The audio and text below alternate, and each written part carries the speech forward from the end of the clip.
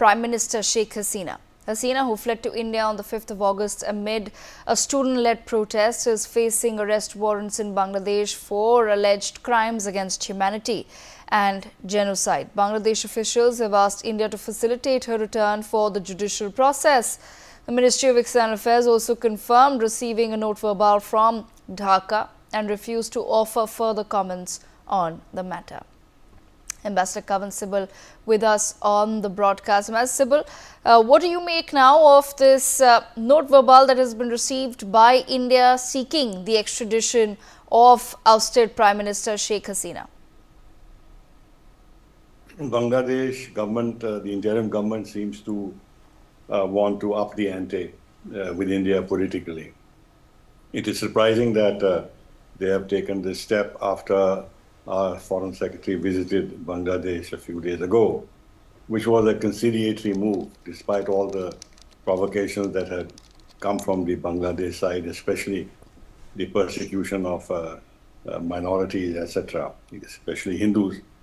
The Bangladesh side, instead of trying to reduce the tensions that are developing and pursue a more open-minded and positive approach towards India and not be dictated by the Islamist forces within Bangladesh, which seem to now have the upper hand, they have decided to send a contrary message that they are not in a mood at present to try and reduce tensions and work on positive issues or positive aspects of our relationship, try and preserve all the mutual gains that have accrued in the last many decades between India and Bangladesh. And the new Bangladesh government, in a period of turmoil,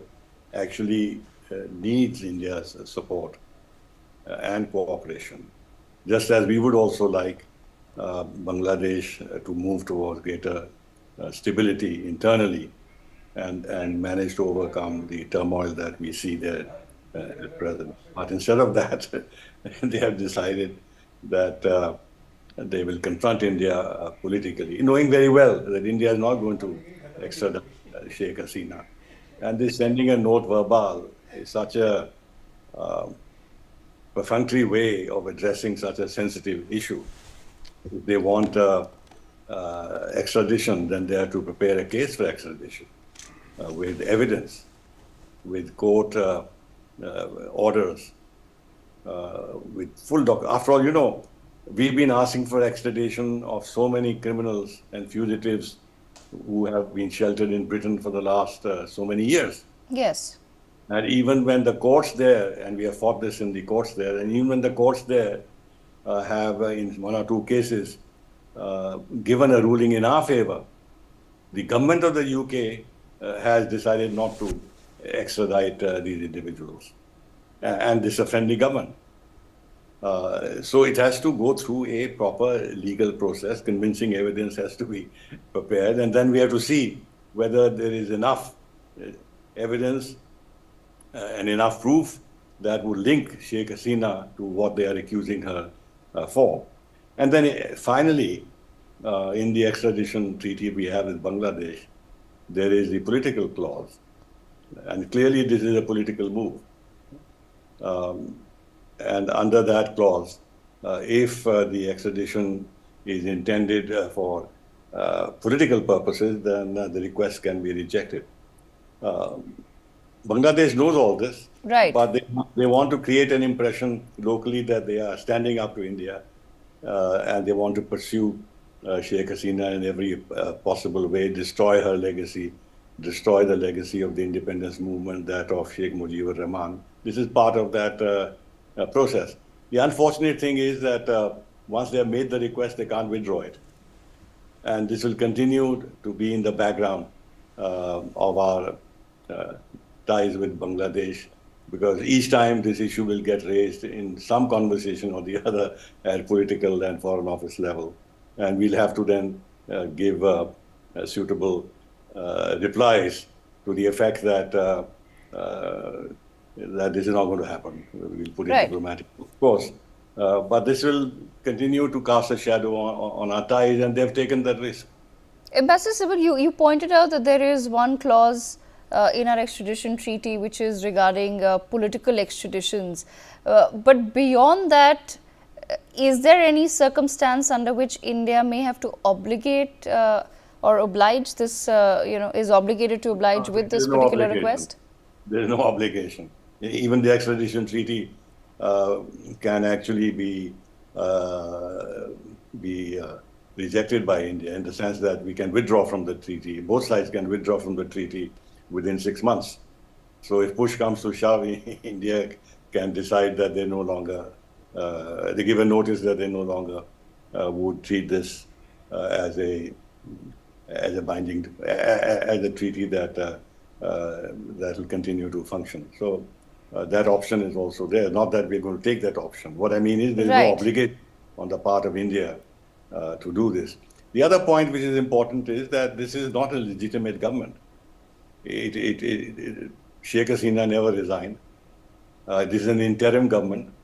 And you've seen how the judiciary in Bangladesh has been treated by the Islamist students and the Islamist mob.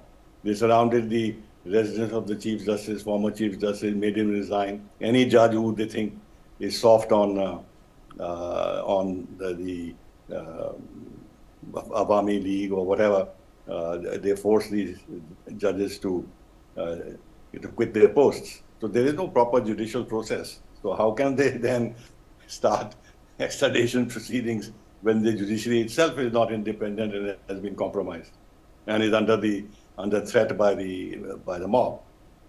So there is no obligation on India's part to accede to Bangladesh's note verbal or the request. And as I said, they have been too hasty in doing this. They should first have tried to stabilize the ties between the two countries, address the urgent problems that exist, and not make India part of their domestic politics the way they have, because they're targeting Sheikh Hasina and her legacy in every possible way, and want India to be a party to that process, which India will not.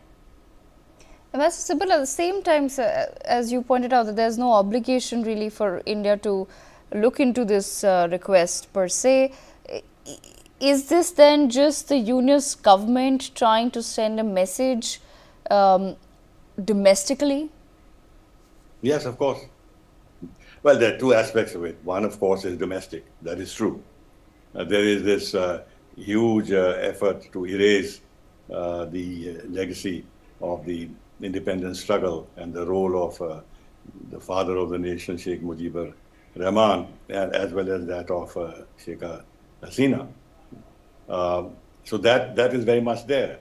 But at the same time, as one can see, there is a very distinct anti-Indian campaign that is going on, led by the Islamists, to the point even of making ridiculous territorial claims on India and revising the maps of Bangladesh to include Assam and West Bengal and Tripura and what have you.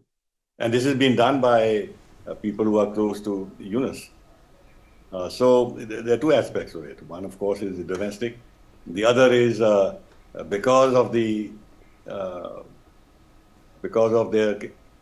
narrative that India stood behind Sheikh Hasina, and therefore India has to be targeted. And then, you can see how they're getting close to Pakistan.